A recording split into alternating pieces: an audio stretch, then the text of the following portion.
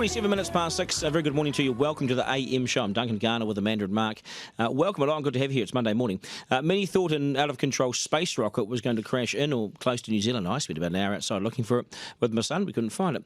But that's not the only space action New Zealand has had over the past month. In fact, our studies and efforts into outer space have improved so much it could start to benefit our economy if we can get some investment behind it. Joining us to explain more is Gorilla Tech CEO and futurist Paul Spain. If anyone can see the future rockets, it's you. G'day, Paul. Nice to see you. Good morning, Duncan.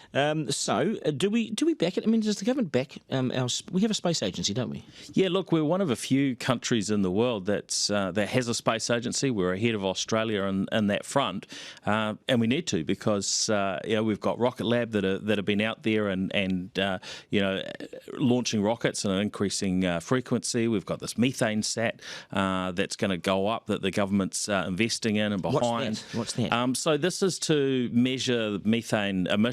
So what's coming out of our cattle, which is a pretty high percentage of our carbon footprint. And then Auckland University, you can go there and actually, study these things. So there's increasing opportunities in New Zealand, but we need to accelerate this. We really need to take hold of the opportunities for New Zealand as a nation with aerospace and get behind it. And that's across, private investment, government investment, education from every perspective. We really need to lift this up. What capability do we have? I mean, I know Peter Beck, brilliant, amazing guy. He's put rockets into space at a sort of cut price rate, made millions, and he's on the rich list.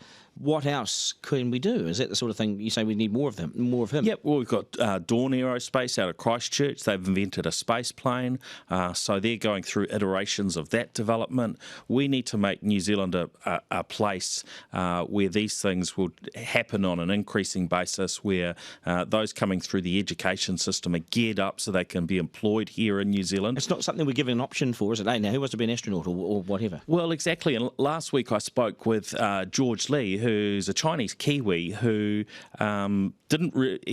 space hadn't really come onto his radar while he was in New Zealand. He went off and studied in the US.